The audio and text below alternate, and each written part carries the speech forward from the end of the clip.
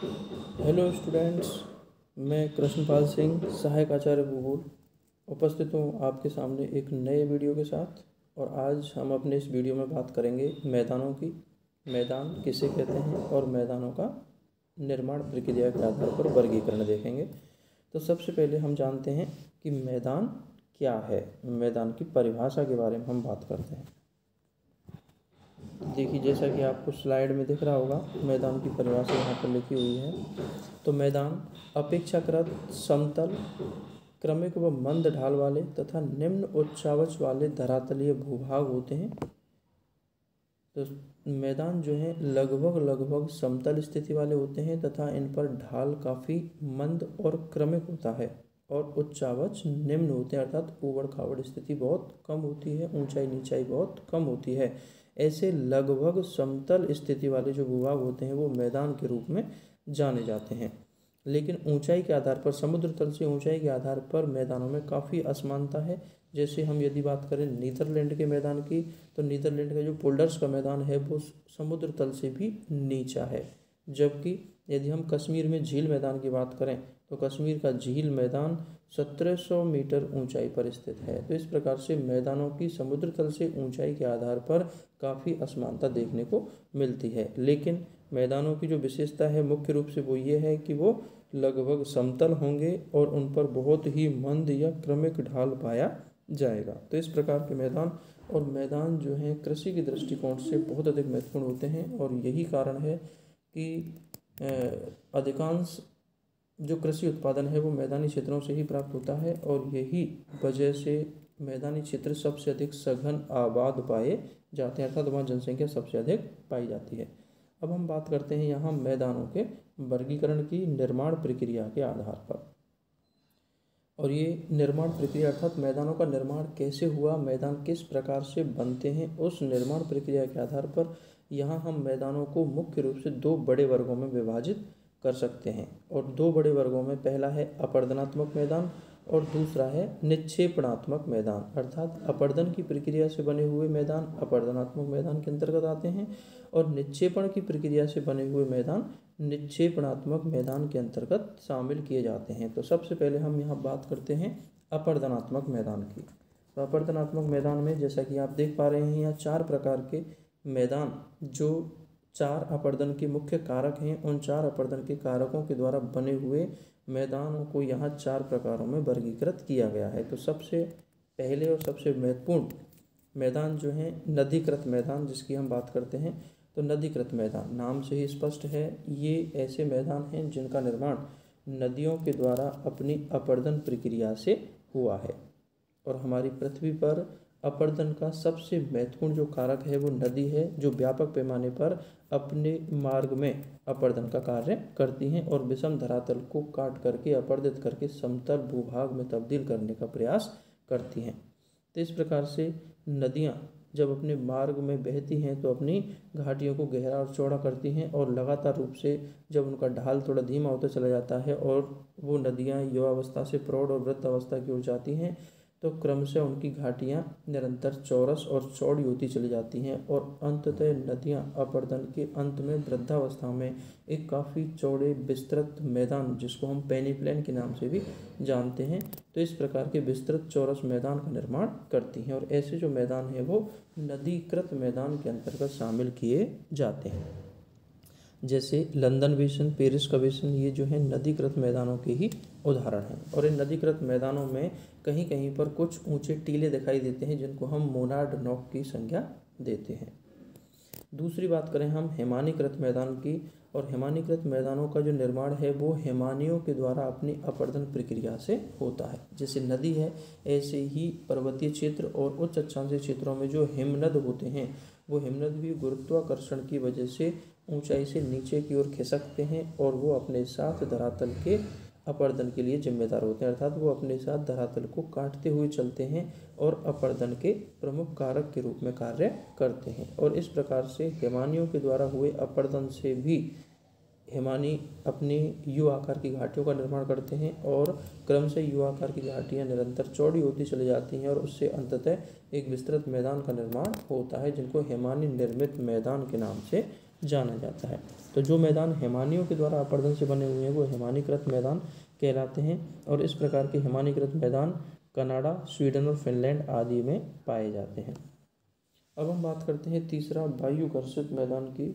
और वायु घर्षित मैदान जैसा कि नाम से स्पष्ट है, इन मैदानों का निर्माण वायु के द्वारा अपर्दन प्रक्रिया से होता है। और वायु भी जो शुष्क रेगिस्तानी या मरुस्थलीय प्रदेश हैं जहाँ पर चट्टानें अपेक्षाकृत असंगठित और ढीले रूप में पाई जाती हैं, वहाँ पर वायु अपना अपर्दन का प्रमुख रूप से कार्य करती है। और वायु वहाँ उन असंगठित चट्टानों के कणों को अर्थात धूल के रूप में बिखरे हुए जो कण हैं उनको अपने साथ उड़ा करके ले जाती है। और इस प्रकार से अपर्दन प्रक्रिया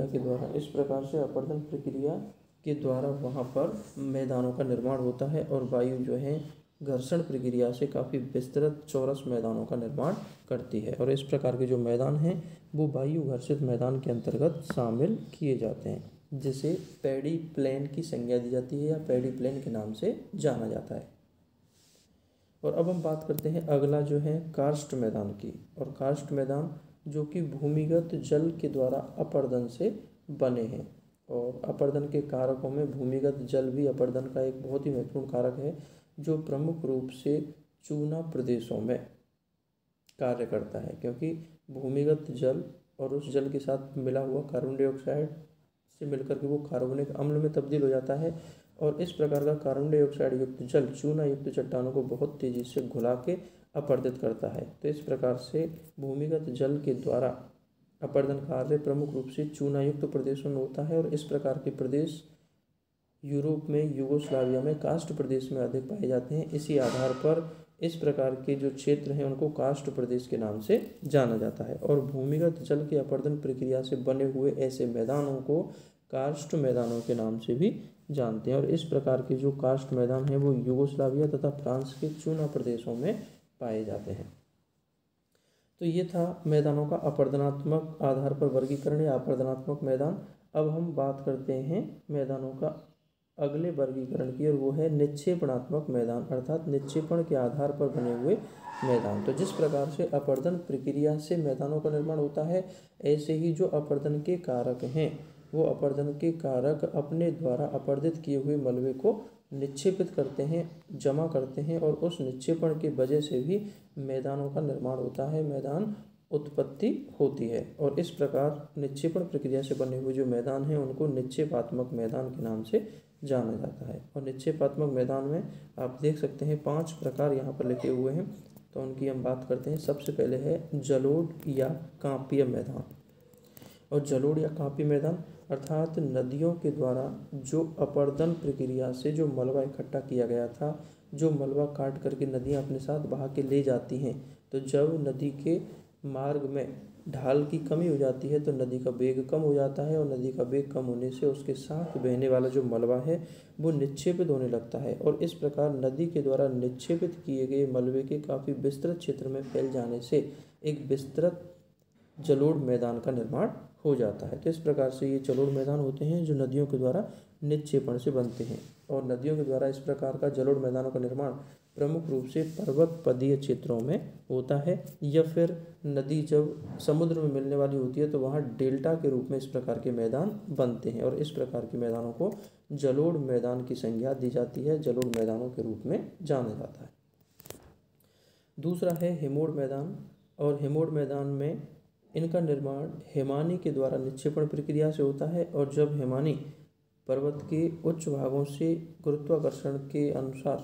गुरुत्वाकर्षण बल के कारण नीचे की ओर प्रवाहित होती है तो अपने साथ मलबे को काटकर लाती है। और जब वो पर्वत की तली के पास आ जाती है तो वहाँ ढाल कम होने के कारण जो मलबा है वो मलबा इकट्ठे रूप में जम जाता है, और इस प्रकार से मैदान का निर्माण हो जाता है। या फिर जब हिमानी पिघलने लग जाती है तो हिमानी के पिघलने से बना हुआ जो जल है वो एक धार के रूप में आगे बह जाता है, और उस हिमानी के साथ विस्तृत क्षेत्र में काट कर लाया गया जो मलबा है वो मलबा उस क्षेत्र में फैले हुए आकार में जम जाता है, और इस प्रकार से वहाँ मैदानों का निर्माण हो जाता है। तो इस प्रकार बने हुए जो मैदान है वो हिमोड़ मैदान के नाम से जाना जाता है।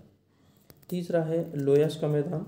और लोयस का मैदान इससे पहले भी हमने देखा कि जो वायु है अपरदन का प्रमुख कारक है रेगिस्तानी प्रदेशों में, और वहाँ वायु के द्वारा उड़ाकर लाई गई जो धूल है, जब उन मरुस्थलीय प्रदेशों से काफ़ी दूरस्थ इलाकों में जब वायु की गति कम हो जाती है तो वो वायु के साथ उड़ने वाली जो मिट्टी धूल के कण हैं वो क्रमशः निक्षेपित होने लगते हैं, और उनके क्रम से निक्षेपित होने से धीरे धीरे एक काफ़ी विस्तृत क्षेत्र में मैदान का निर्माण हो जाता है। और इस प्रकार के मैदान जिनका निर्माण वायु के द्वारा उड़ाकर लाई गई धूल के निक्षेपण से हुआ है, उन मैदानों को चीन के लोयस के मैदान के नाम पर लोयस मैदान के नाम से जाना जाता है। अर्थात इनको लोयस के मैदान, चीन में लोयस का मैदान है, उसके आधार पर ही इस प्रकार के वायु निर्मित समस्त निक्षेपात्मक मैदानों को लोयस के मैदान के नाम से जाना जाता है।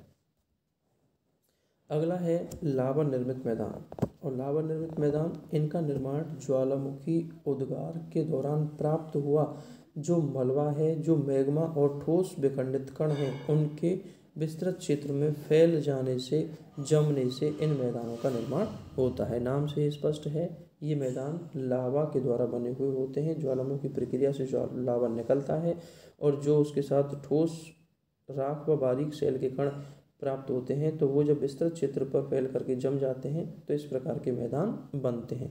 ऐसे मैदानों को लावा निर्मित मैदान कहा जाता है। और पांचवा है झील निर्मित मैदान। तो जब कभी नदी के अवसादीय निक्षेपणों से झील भर जाती है, अर्थात कोई नदी इस प्रकार की है जिसका गंतव्य स्थान झील में है, अर्थात जो झील में जाकर के मिलती है, तो वो नदी अपने साथ लेकर के आने वाले मलबे को झील की तली में जमा कर देती है, और क्रम से यही प्रक्रिया होती रहने से कालांतर में वो झील की तली उस आने वाले मलबे से क्रम से भरती चली जाती है और संपूर्ण झील उस मलबे से भर करके एक मैदान में तब्दील हो जाती है। और इस प्रकार से बने हुए जो मैदान हैं वो झील निर्मित मैदान कहलाते हैं।